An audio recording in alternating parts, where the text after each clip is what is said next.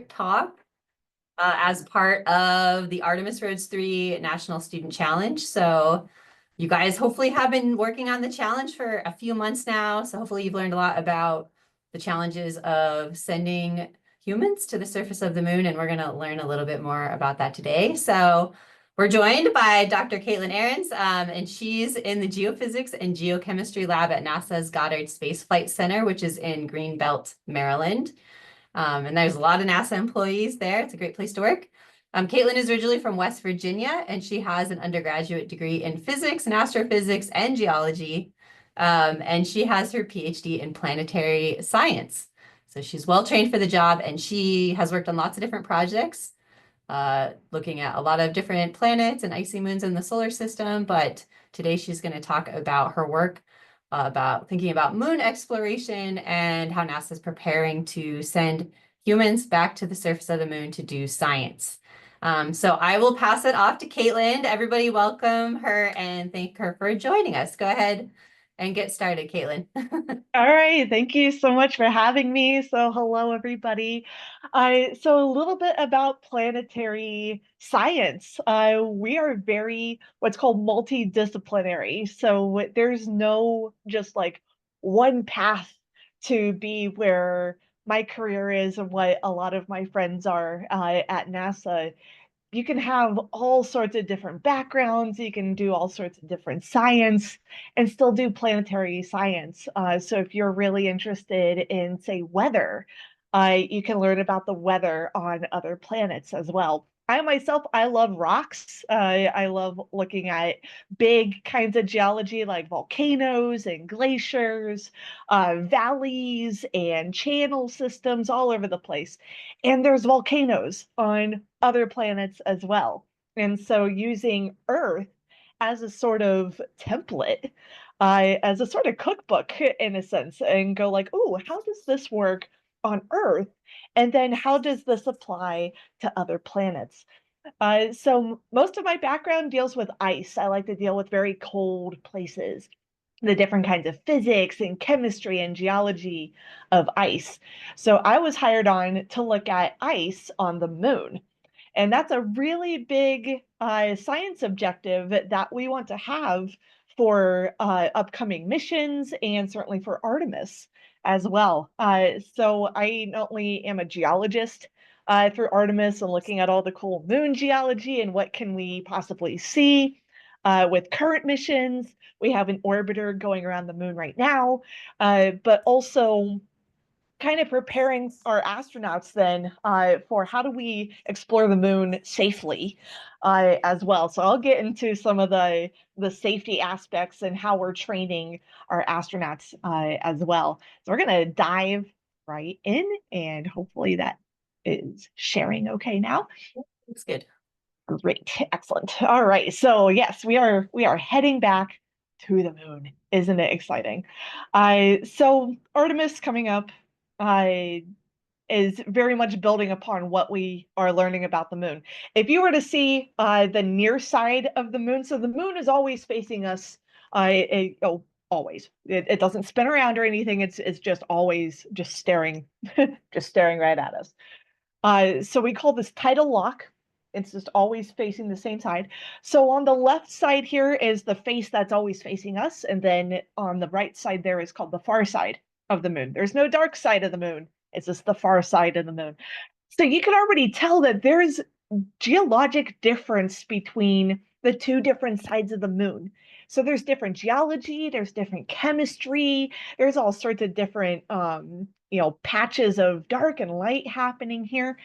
But this is stuff that we've already explored before with Apollo, and also some current landers and rovers on the moon as well. So these are the easy areas to get to. It's kind of sort of the middle part of the moon. And we brought back rocks, so many rocks. So we brought back so many rocks. We learned so much about the moon. Now with Artemis, though, we are exploring a whole different part of the moon.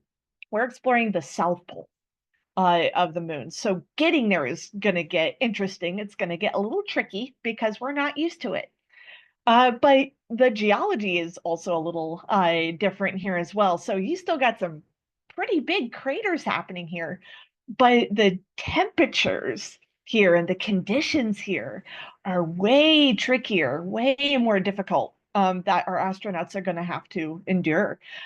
So what I'm showing here is a lot of shadows, a lot of very long moving shadows. This video is sped up though. On the moon, it's actually going to be many hours, to even days of shadow and light and shadow and light. So the shadows are very slow moving, but the shadows can also be a bit tricky as well. We kind of need to know what we're seeing and doing. So we got to time it very correct with this. So real quick, like I was just saying, planetary science, there's all sorts of different paths that we can do here. So like I'm geology with like a little bit of chemistry. I do a little bit of engineering. I do a little bit of physics. Um, I'm not a biologist, uh, so I'm fine to ask to answer questions if anybody has questions about how does biology work with planetary science. Happy to answer questions about those.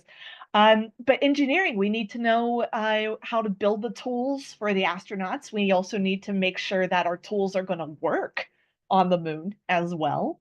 The physics of it, so how those shadows move across the surface, that's part of physics as well. The chemistry would be like, what kind of rocks should we bring back? What about the ice that we want to study and sample as well? So planetary science has three main components. A big one, everybody loves them so much, is missions, right? We want to get to that area. We want to get to that planet or to that moon. We want to take all the pretty pictures. We want to bring back all the rocks. So you got missions. That's the big one. But missions cannot happen unless we give a reason for the mission to even be a mission. So a lot of this can come down to maybe models and have us, start to ask questions like, okay, you know what? How did the rings of Saturn form? Let's maybe make a mission to there. Or at the very beginning of our chats here, we were quickly discussing about weather on Titan. So let's think about that, right? If we haven't been to Titan before, we have, but say if we haven't been to Titan before and we only know how cold it is, we can make some cool models. We could do some computer work, okay. But models can only tell us so much. The math can only tell us so much. You could do experiments, you could do lab work and kind of get some chemistry sets going and going, okay, does the models make sense? Does the lab work make sense? You combine the two and start to ask all these questions like, okay, does it rain on Titan? What is the rain made out of? Does it happen all the time? Or, does it only happen at 3 o'clock in the afternoon? We don't know. So now it kind of feeds into like, how does a mission form? We give it questions. We want to explore an area, but we don't have questions until we want to take a guess as well, or what do you want to learn about, kind of deal. So on the moon, we take really small itty bitty samples that we've learned from rovers, from landers, and also bringing meteorites back from the moon and looking at them under a microscope. So right here is a lunar rock, but really tiny under a microscope. And all those different pretty little colors you see there are different minerals. There are different chemistry happening. So it's cool to see something so small. And then what's the big picture? How does something like those different minerals and chemistry work into big craters and mountains and tectonics and volcanoes? There's volcanoes on the moon as well. They're not active, unfortunately. They're actually quite small. They look like pancakes, actually. But beside the point, Artemis 2. So Artemis 2 is going to be orbiting around the moon. It's not going to land, though. That's not going to be until Artemis 3.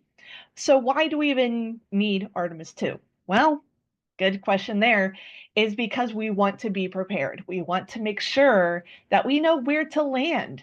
We don't have a very good idea right now as to where to put our astronauts. And we can't just be like, hey, here's good. Yeah, that's fine. No, we need a lot of data. We need a lot of pictures. We need a lot of thermal data. We need to pay attention to just the environment and make sure that the decision that we make is appropriate. That is, it's going to be a good site to bring about. But also we give them other objectives too. So objectives, if you're not aware of that word, think of the word hypothesis. I'm sure your science teachers have said the word hypothesis, right? What's your hypothesis before starting an experiment or before you start something in your school laboratory? You come up with a hypothesis, right? So that's part of the science cycle here of being a scientist. So we give hypotheses, these objectives within Artemis here. So regolith means the soil, the ground. How crunchy or how squishy is the ground on the moon? Volatiles means the ice, the chemistry, space and time, temperature, solar. All of these have different hypotheses, and they can come from volcanism on the moon. So volcanoes once erupted millions of years ago on the moon. What happened to that chemistry? Why isn't the moon volcanically active anymore? What happened? I would love to see a volcano erupt on the moon, but it stopped. Why is that? I and then the temperature from our own sun beating down onto the soil on the moon, and it's creating all sorts of weird chemistry. So the simplest compound, hydrogen, gets actually excited by getting struck by the moon, by the sun onto the moon. So those little tiny hydrogen, itty bitty particles, those little atoms of hydrogen, are just bouncing around all over the moon. So that's exciting as well. How does that happen? Some weird physics there. And then the moon does not have an atmosphere. Okay, so this is why we need astronauts to wear a helmet. They can't breathe on the moon. But the moon does something weird too. It's called an exosphere. So think of it as like an exoskeleton for a bug, the outer shell. But in this case, exo meaning outer, and then sphere, a tiny little sphere of air, but not breathable air. So this is the tricky part. It's dusty. We don't know what kind of chemistry is happening here, and it doesn't last long. It only comes up a little bit and then it disappears. So these are a lot of big questions that we lunar scientists have for many years, and probably many years to come.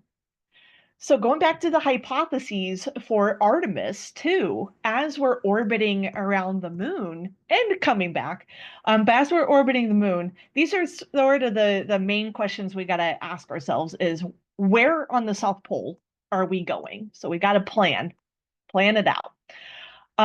Big one too is the environment. If you want to sample the ice, and I'll explain why the ice is important here in a moment, but where is it? Okay, we need to plan it out and make sure we know where we're going and what we're going to do there. And then once we get there with Artemis 3 and 4 and 5 and 6 and so on, we need to make sure that we're safe about it, that we want to bring our samples back. And the most important priority is making sure our astronauts come back safely as well. So yeah, it's just another fun little video here of just how dark the South Pole of the moon is. So we're looking like right at the South Pole of the moon here. Now notice something else though, as the shadows are moving. Do you see any light hitting the bottom of some of these craters? And the answer is no. So what you're seeing here is, the phrase where the sun don't shine to a literal sense. So what we're seeing are called PSRs. So PSRs means permanently shadowed regions. So these areas is where the sun does not reach the bottom of the crater, and it can get so cold, it can get as cold as Pluto. So we're talking negative 400 some degrees Fahrenheit. Pretty cold, a little nippy there. So we're not going to send astronauts into these really, really, really, really, really, really cold areas. But can we design rovers to be almost like a little companion robot? So the astronauts can kind of control it and go like, hey, rover, go there. We want to know how cold it is. Or is the ice there very old or is it very young as well? So there's all sorts of just geologic questions all over the place. So what we have here is a South Pole map of the moon. All the little orange outline areas are where we think are the largest deposits of ice at the South Pole. So real quick about temperature. So I work with the Lunar Reconnaissance Orbiter, and on that orbiter, that gives us lots of pictures and also a thermal camera as well. So I wish the moon was this colorful and pretty. I really do. But no. So the blues and purples that you see here are the really, really cold temperatures. So remember, we're again Pluto type temperatures. The really warmer colors here are the warmer temperatures. So chemicals freeze at different temperatures. So science teachers, this is a really fun like little side lesson as well. So water ice freezes at a specific temperature, but there's so many different kinds of ice all across the solar system, and they freeze at different temperatures. So you got sulfur and sodium type ices. They'll freeze right up with warmer temperatures. Water, methanol, and then much colder. You can do ammonia, carbon dioxide, and then some pretty dangerous ices too, like sulfur dioxide and hydrogen sulfide. Not fun ice. Very neat for sure, chemically, but definitely a safety hazard to be sure. It's very toxic kind of ice. But ammonia, same ammonia that we have in cleaners, like spray cleaners. So with Artemis, we do have a few ideas as to where we want to take the astronauts, but these are the main areas that we'll want to get way more data for, way more pictures with Artemis 2. And then the challenges of we're wanting to know more about this ice. We want to sample these. We want to bring it back. But because it's very cold and the tools need to be correct, you need to have the right tools for the right job. Are you gonna be able to use a banana to hit a nail into a piece of wood? No. So you got to have the right tool for what you want to do. And then dust. Dust is everywhere on the moon. It gets kicked up by astronauts everywhere. So dust is very, very bad for the ice as well. So yeah, there are some challenges as well. So hopefully Artemis 2 can give us some ideas as to how do we do this? What will it take to sample some of these ices? So another thing I do along with Artemis, I'm part of what's called EHP. This is the Extravehicular and Human Mobility Program. So I'm a safety officer. I make sure that the environment is safe and also our astronauts are safe. So what we do to the environment and what we do on the moon needs to be very careful because there's a lot of precious science and a lot of ice on the moon. But we want to make sure that we're doing it carefully. We're not just bulldozing the moon. That would be interesting, but that would be bad. So I look at hazards. I have to look at natural hazards. So think of it this way, natural hazards on Earth. We got tornadoes, earthquakes, hurricanes, typhoons, landslides, mudslides, floods. We got all sorts of natural hazards. Now on the moon, there are natural hazards, but not weather related like on Earth. So radiation is bad. Again, there's no atmosphere on the moon, which means sunburns on the moon are way worse as well. So we need to make sure that our astronauts are fully clothed, to make sure their suits are ready and prepared. Illumination and shadows, so getting really cold temperatures there, make sure that they're warm as well, and dust again. So dust will stick to everything. You do not want to breathe this kind of dust in. So a lot of this dust has actually little itty bitty tiny bits of glass that will stick in your lungs. Not great. So bad idea to breathe in any of that moon dust. So make sure that those helmets are on and they are tight. Now, there could also be hazards that we accidentally do. It can happen. We're human. So we can accidentally drive too fast on a rover. Sometimes our tools can mess up. We've tripped on the moon before numerous times by tripping on cables before. So it can happen. So there are times when we make mistakes on the moon, and we need to make sure that we give the astronauts a first aid kit right away and make sure nothing is harmed. I but it can happen. We've almost run out of batteries during one of the Apollo missions because some of the batteries got overheated and started to die out a little bit quicker than we anticipated. Whoops. Hey, lessons learned. So going back to just why bring back samples? We want to know where this ice came from. How old is it? What kind of chemistry is involved? What's the geology of it? Does our own technology happen now versus what's the technology gonna look like in 10 years, in 50 years? You know, when all of you I when all of you students get to where I'm at and beyond. It's what's our technology even going to look like? Because you guys might do it better than us, and we're struggling. We have no idea what we're doing. But also learning about not just the ice on the moon. What can that tell us about ice and geology and chemistry across the whole solar system as well? There's a lot of ice all over the place. So now I'm going to get into the astronaut training part, which we like to call CONOPS. So CONOPS is a shortened version of the phrase concept of operations. So two ways to describe CONOPS is like a recipe book before something even is made and just appears.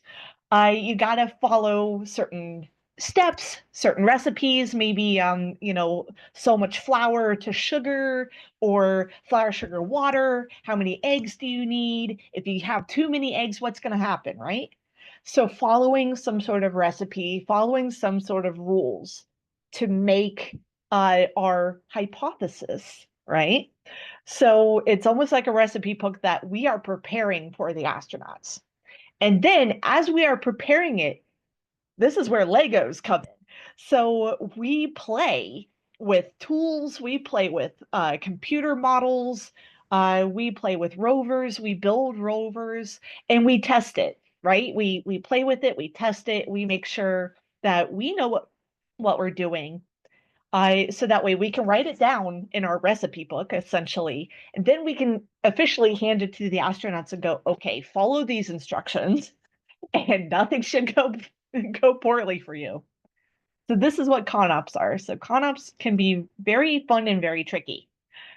So this is very exciting for us though, because there are people even right now that are testing the suits, that are testing the instruments, and they are testing our CONOPS. We are testing the recipe to make a successful mission. So this is part of a team that was out in parts of Arizona and Utah. We love going to Arizona and Utah. So if anybody's out in Arizona and Utah, hello. We love going to the desert area because you're pretty much away from the city and a lot of really cool rocks, a lot of really cool chemistry out there. So we have a field astronaut testing parts of the suit, making sure nothing's going to break down, making sure they know how to collect rocks properly, like in the Ziploc baggies that we issue to our astronauts as well. Now, we give them a hard mode. Let's just crank up hard mode here. We let them test things at night because if we allow astronauts to go to the shadowed areas of the moon, they're not going to see anything. It's going to be dark for them. So we need to make sure that our astronauts are prepared and ready to work in the darkness of the moon as well, whether that's a deep dark crater or it's during lunar night as well. They don't have to be in a crater. but lunar night can still get pretty dark as well.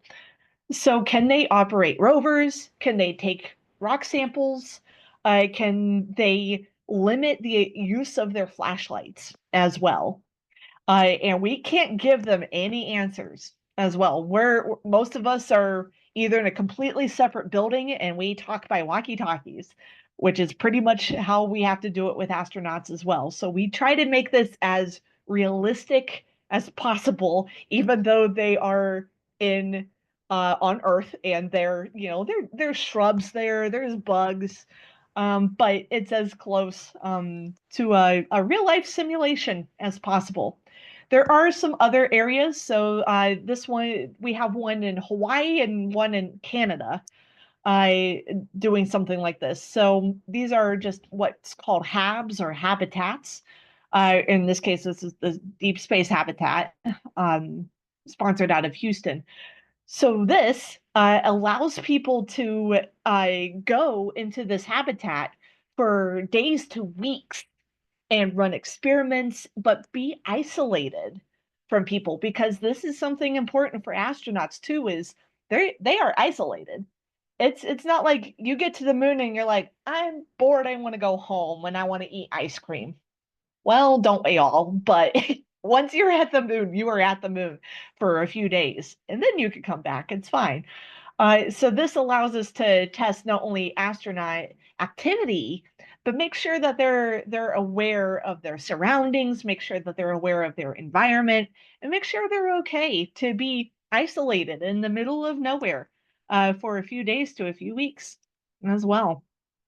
So all of these fun activities come into play. These are very much active activities that we're working with right now with NASA and a lot of different partners as well. We have a Goddard team, a NASA Goddard team, heading out to Iceland in a few months because they're going to start collecting rocks. They're testing some instruments out there as well. That's exciting. We get to use Earth as our own playground to test out the equipment before getting to the moon.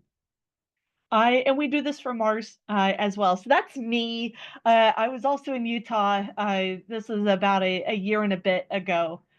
So I was part of a rover team. This was a rover test to test AI on a rover and see, can the rover be its own geologist? Isn't that exciting? So this rover's name is Zoe. So so everybody can say hello to Zoe there. So Zoe did very well. So what we did with Zoe is that we essentially gave it a map and just let it run loose in a small part of Utah. Very, very big desert, beautiful geology out there. But we let it kind of create its own path and go like, "Ooh, this looks like a cool rock. Ooh, this looks like a cool rock. Ooh, this looks like a cool rock." And it collected its own data. And this would be very, very exciting and helpful for when astronauts may not be able to get to a certain area. Maybe it's too dangerous, maybe it's too cold, but a robot can go in and go like, no problem, I got this. I'll see you in a few hours. I'm just gonna go into deep dark hole over here and look at the cool chemistry for you. Be right back. Kind of thing. But that's really good for us because then we could get more science out of it as well. So lots of exciting testing for that. So we're still designing a lot of the bigger Mars moon buggies to drive our astronauts around as well. So some exciting stuff with that. I think there has been some tire testing not too long ago. We're also partnering with JAXA as well. So JAXA is the Japanese space agency. So they're building much larger rovers for multiple people to do chemistry and all sorts of science, and almost like the size of a mobile home at this point. But there's going to be some cool like science labs in this rover as well. Some really cool computer systems too. But with that, there is still so much to do. Artemis 2 is on the calendar for April 2026. So like I said, we're not landing at the moon just yet. It's because there's still so much planning to do to get us ready. And then once Artemis 2 gives us all the maps and all the data, and we're like, okay, let's land here. This is where we want to land. And Artemis 2 is going to help us out with that. But thank you all so much for listening in and happy to answer any questions. Thanks. All right, thank you. Everyone say thank you to Caitlin. We will take about a half an hour of questions, so don't leave yet. I'm trying to put myself back on here. If I can do We've that. got one that came in when you were talking about temperatures. Okay, So the question was, go ahead. and it's from Karen. Karen, I believe she's up in Michigan. I understand the temps on the moon's surface are high when in direct sunlight. Are there people working on plans for large filters like canopies or layers of canopies to reduce the temperature swings over an area to make it easier to work with?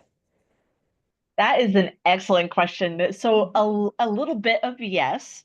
So there's a whole engineering crowd that partners with NASA and all sorts of different engineering companies around the US right now that are planning what do we want these habitats to look like on the moon when we want to eventually have longer stay on the moon. So temperature is a really big one.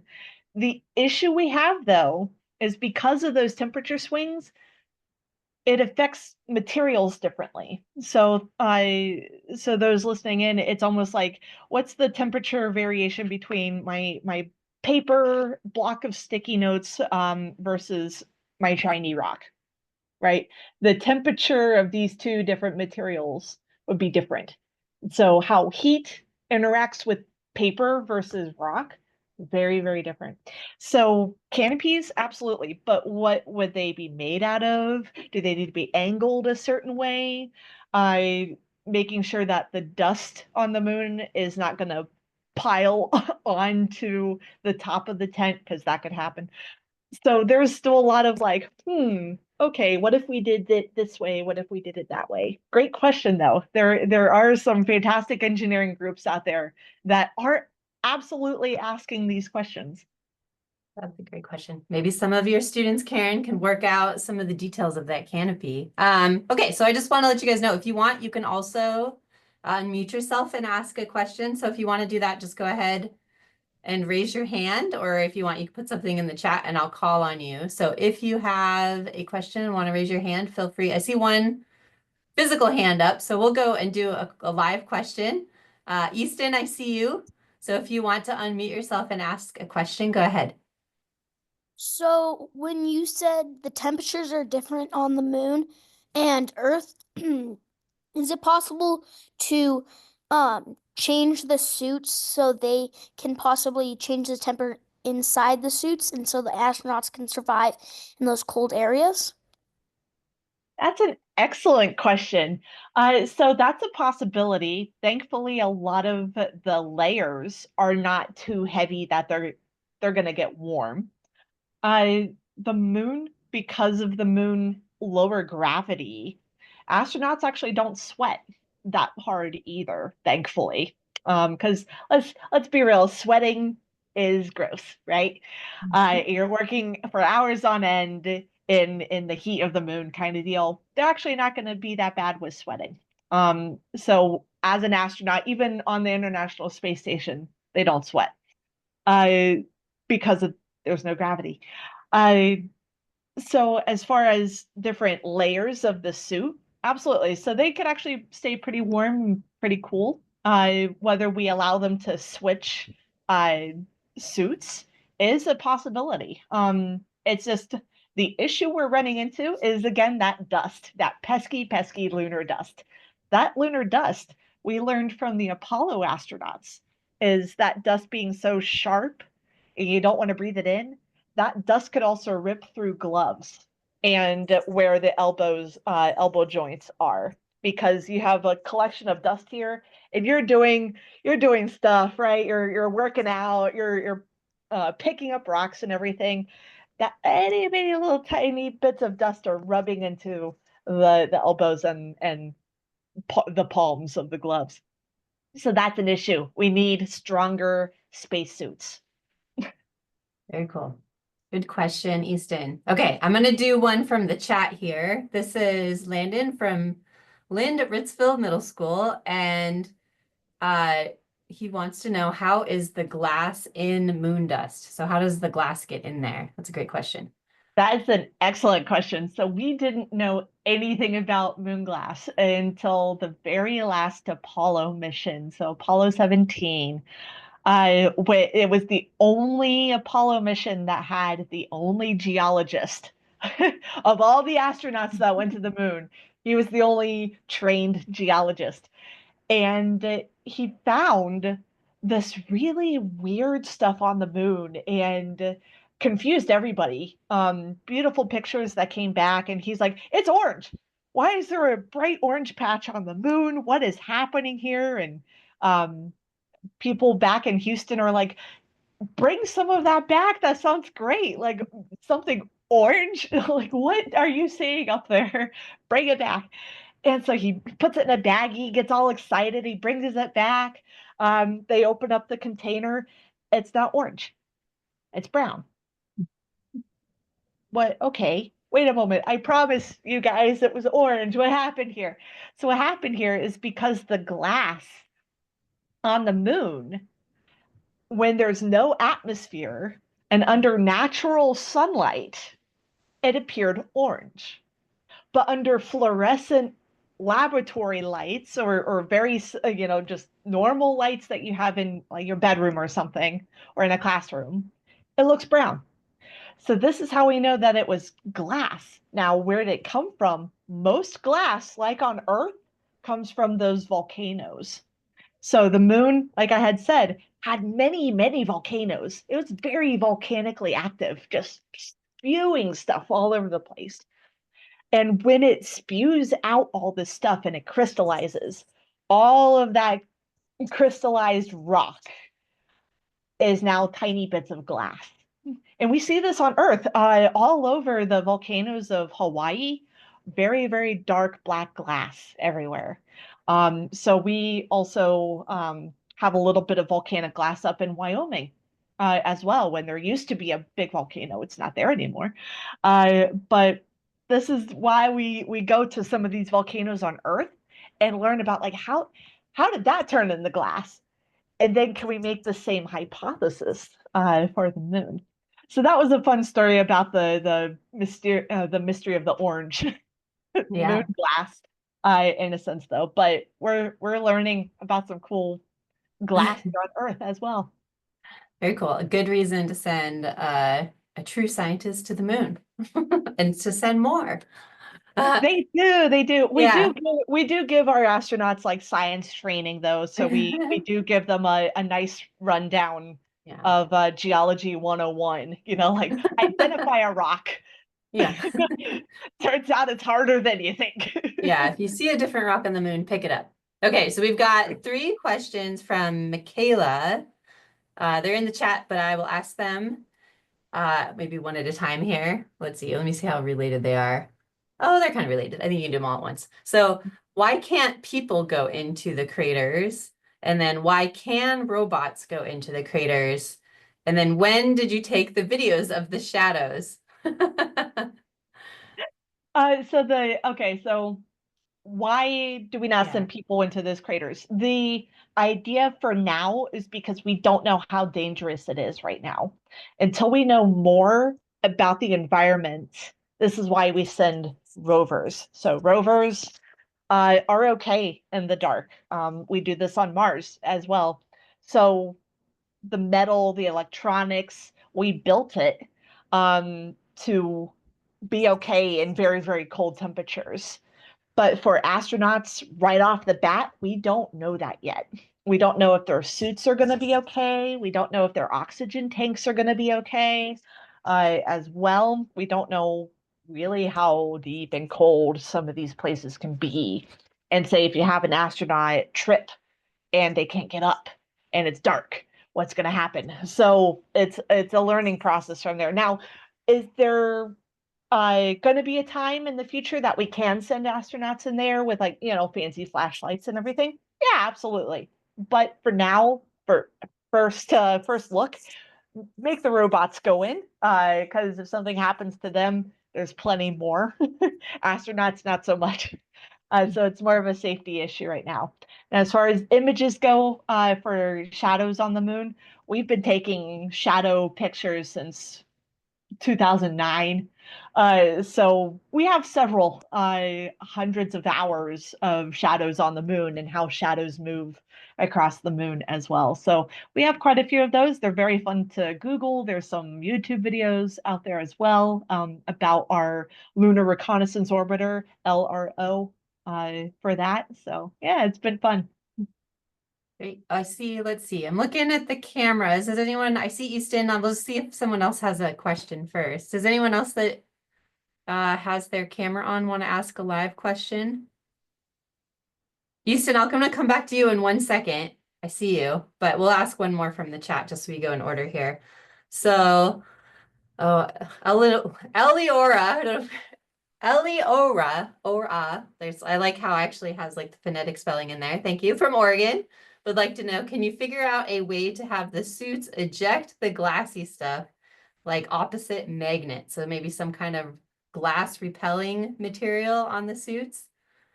Oh, that's fun. So you're so close to a technology we are developing right now, because remember how I said that dust is everywhere, it's inevitable, and it's ah. So the thing about lunar dust is, how do you repel it? So we don't want to repel the lunar glass. That stuff doesn't stick. It doesn't fly off everywhere. It's really cool. We do want to sample it. It's the dust that we want to repel. So there is some technologies for that. The biggest technology we have are like ultraviolet flashlights. So dust on the moon hates ultraviolet. It's like, get away. And it'll bounce off of you. It should. Now, have we tested this with a full suit? Not yet. We're doing this in very, very small quantities as a way to test the science. We want to make sure that we can do it small enough, make sure like, okay, how much is too much? Or is it not enough? Maybe we got to crank it up. So this is where science comes into play and go like, okay, let's test it this way. Let's test it this way. Is it repelling enough? Then we'll start to bring the suits in and just blast it with dust and then shine pretty flashlights on it and see what happens.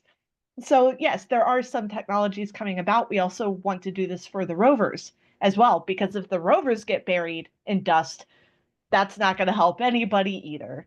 So can solar panels have that kind of repellent off of like their solar panels or something? So that great question. Yes, that is a big challenge for engineers right now, is what do you do with the dust? Very good question. Okay, I will, since I like a live question, I'll go to Easton. Easton, do you want to unmute and ask your question? So, like a follow-up on my question earlier, with this, like the suits, is it possible to like in like a cast, it's like a hard layered edge. Is it possible to make the suits like that, and so the glass can't cut through them? That's an excellent question. So, maybe the issue then would be mobility. So astronauts will still need to be able to move their arms, and bend their knees as well. So you don't want to make it too hard for them to not be able to move the wrist. They're going to have to work tools as well. So can they move the wrist? Can they move the elbows? They're going to have to do a little bit of shoulder work. Probably not much, because they're going to have very heavy backpacks on. They're going to have their oxygen tank on in the back. They're also going to have a very long antenna for communications. They're also going to have radiation sensors on them as well, and make sure that, again, they're safe from that. Their boots are really cool, though. Their boots are very, very thick. So they're practically platform boots. It's great. They're very mega hiking boots, if anything. They're fantastic. But yeah, absolutely. The different materials are actually, its whole branch of NASA is just to look at what kind of materials can we do for spacesuits and what kind of materials can we do for rovers. And so that branch of being a planetary science or engineer is called material scientist. So you get to learn about the materials. How do they operate in space? What maybe are some fashion no-nos that you can have in space as well? What works and what doesn't? And so material scientists are fantastic for that. And they have their work cut out for them, especially if we want to stay on the moon for long term. They're going to have to deal with some very pretty serious temperatures as well. So excellent questions. But this is good timing to start learning about that now.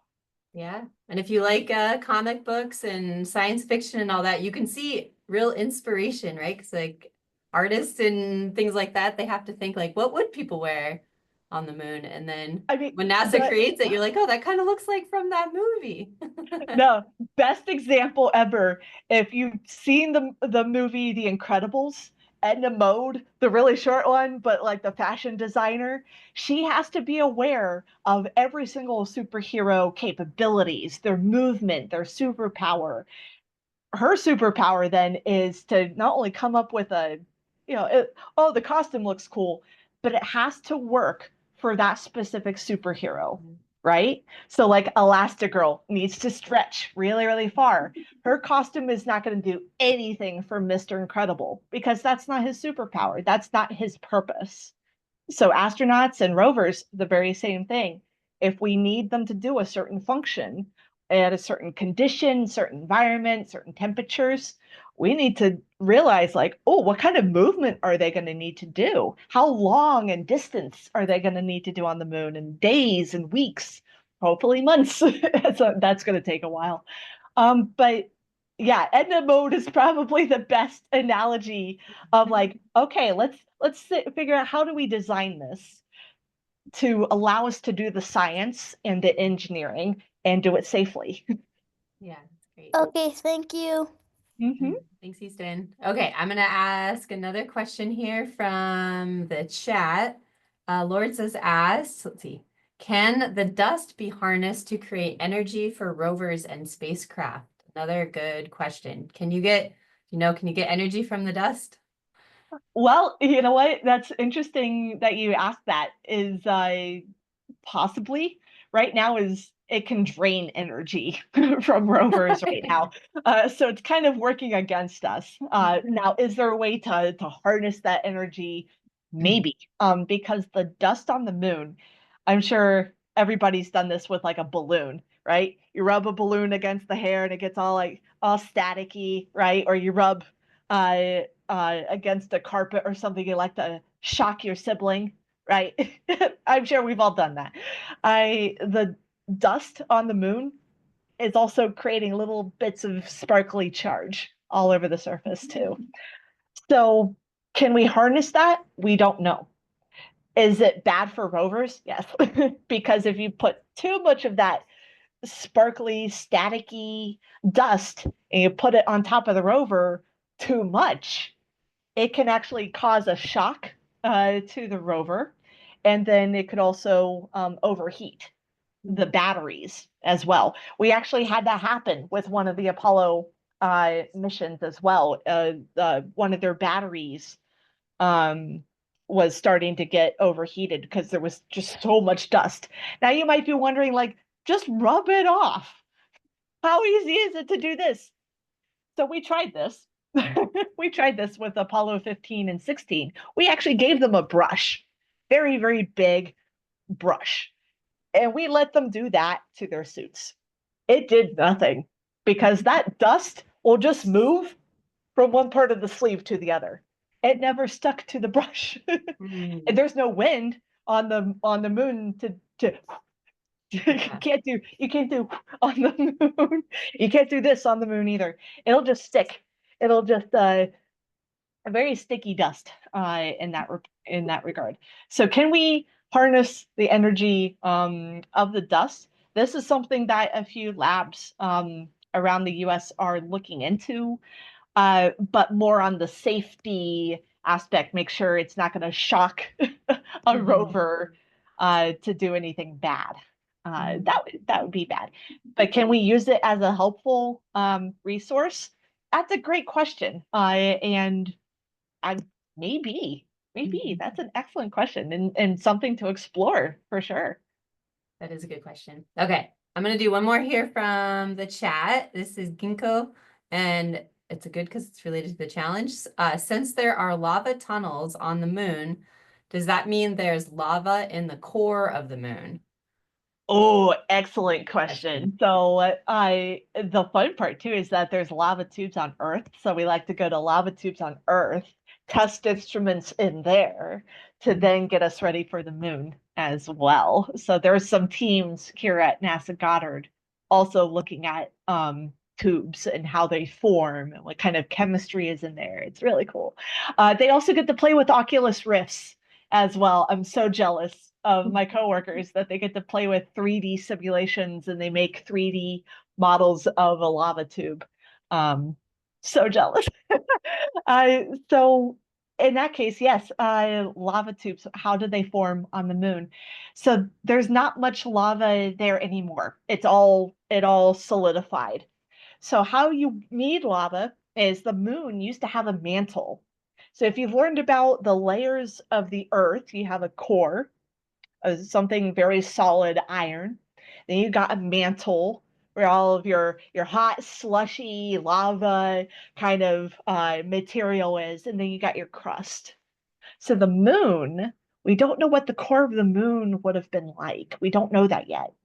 But the mantle of it would have been very hot, very slushy, but probably very slow and slushy. So the earth is very fast. It's moving very fast. It's slushing all over the place. You got volcanoes and earthquakes all over the place. The moon, not so much. Very slow, slushy machine kind of gunk happening here. Didn't last very long, made a few volcanoes, maybe some spewing of material, the really pretty glass and everything. But eventually it just kind of puddled out and then it just stopped. So a lot of those we actually can see through a telescope. The really dark, pretty patches that you see on the moon are called mare. So mare in Latin means oceans. We actually thought the moon had oceans at one point. But come to find out, these were oceans of frozen magma. So the really dark, pretty patches you see on the moon, next time you see the moon, you're like, that's actually old moon lava right there. Just big puddles of ancient moon lava that has just crystallized and became rock. So no, unfortunately, there's no more sticky, goopy lava happening on the moon anymore. But we still want to figure out, like, how old is this stuff? How sticky would it have been to make these volcanoes and the tubes and everything? So that's still a really important question about the geology of the moon. Very cool. Good question. Okay, I've got another one from the chat. This one's a little bit different. So we're going to go to biology, the field, or Hey, plant a science. biology question. All right. So, but this is something that people are thinking about when thinking about sending humans to the moon. So the question is, how do you do agriculture on the moon since there is no water and water is necessary for plants? So how is NASA planning on dealing with that when they have to grow food on the moon? Excellent question. So there's two ways to do this. One is to test it in a laboratory. So there are laboratories all around the world that can actually simulate different planets. Isn't that cool? Isn't that wild?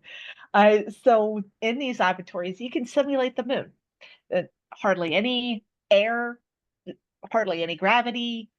And there's companies out there that can make fake moon dirt called simulants. So simulants are very important to us scientists because the amount of moon rocks we brought back, there's not enough to go around. There's not enough to share. Some are in museums, some are in classrooms, some are mostly at NASA centers or science centers all around the world. But we don't have that many to share around and do cool experiments with. So we simulate it, right? What we do is we know the chemistry, we know what rocks are on the moon, and we can create it in a lab. most of those minerals can be found on Earth, which is neat. So we create this fake moon dirt, and then we can plant stuff in it. We can build stuff with it. We can do cool science experiments with it. We can test instruments in it as well. We have giant sandboxes of fake moon dirt and Mars dirt. We also have fake Mars dirt that we can test rover wheels across this fake moon dirt, or we can test drills. We can test shovels in some of this as well. So yeah, we do have some level of understanding of like, can we plant something with this kind of mineralogy and this kind of chemistry? What kind of minerals and rocks are in there? Another thing too is this has been kind of experimented with. It was both a success and a failure. So there was a previous Chinese rover, the U-2 rover. So U-2 lander had a tiny little glass biome with little itty bitty pieces of cotton seeds in it. They just wanted to see, can they sprout the seeds? That's all they wanted to do. That was their science experiment. So it's in a little glass dome, and they got the seeds, and they got a little camera looking in on the seeds, and they got the tiniest little seedlings popping up, and we're like, yay, okay, good, you grew something on the moon. What happened though was it got so cold that they did not anticipate how cold it got, that the glass of the biome started to shrink and it leaked vacuum, so meaning no air. It leaked, so no air for the plants anymore. And it got so cold, it froze the plants and they died. So that was a lesson learned of, oh, okay, this is what temperature can do to glass biomes trying to keep a plant alive. So it worked for like a few hours and then not so much. Oh well. But that's still a great lessons learned too. And there's all sorts of classrooms as well that can get some of this space dirt to do experiments with classrooms as well. It's really fun, especially with moon dirt versus Mars dirt, and which one can you plant better in as well. Mars dirt's actually really good for tomatoes. Is the latest on that. We're like, Interesting. It is interesting Because it's red? No, it's kidding. That's not good science, guys. Sorry. But Could but start it's with that still hypothesis, but it's a good hypothesis though. It's like what's happening between Mars and the moon? Okay, let's do science here. okay, I'm gonna try to combine two questions into one. We're running out. This will be the last question. We've had a lot. There's one more material science one, so maybe I'll ask that one quick at the end. But had a lot of questions and answers about thinking about materials in space. So that hopefully is inspiring you guys to think about that as well. This one's a physics question, and so Hunter asked a question in the chat, and also Chris Carnell, who's an educator, asked a question, and they're both about this idea of like the sticky dust and kind of that static, electrostatic stickiness, right? So Hunter recognized that on airplanes, there's wicks on the wings that bleed off a little bit of that static electricity into the air. And then, so he's wondering if there's something like that that you could put into the batteries or into things on the moon that would also bleed off that static. And then Chris has a similar question about whether or not you could just ground the suit. Same idea. So have a way for that charge to bleed off. So what does NASA think about those ideas? Absolutely, absolutely. So again, it's using real Earth applications and what we're learning about our own issues and challenges we have here on Earth. How can we apply that technology for exploration on the moon? Absolutely. So some of that wicking material, we're trying to figure out how do we make that into a thin layer to put either probably not directly on top, maybe like just below the solar panels, if we're wanting to do solar panel level, or at least some sort of casing over a battery. It'd be really good to have that for rovers because they're going very fast. As well, I say fast. Fast to an astronaut is 10 miles per hour. It's not Not exactly Formula One, fast, no. but on the moon, it's actually pretty fast. Because you get above 5 miles per hour, which is like yawn. Okay, you're stuck in traffic at that point. You can kick up a lot of dust.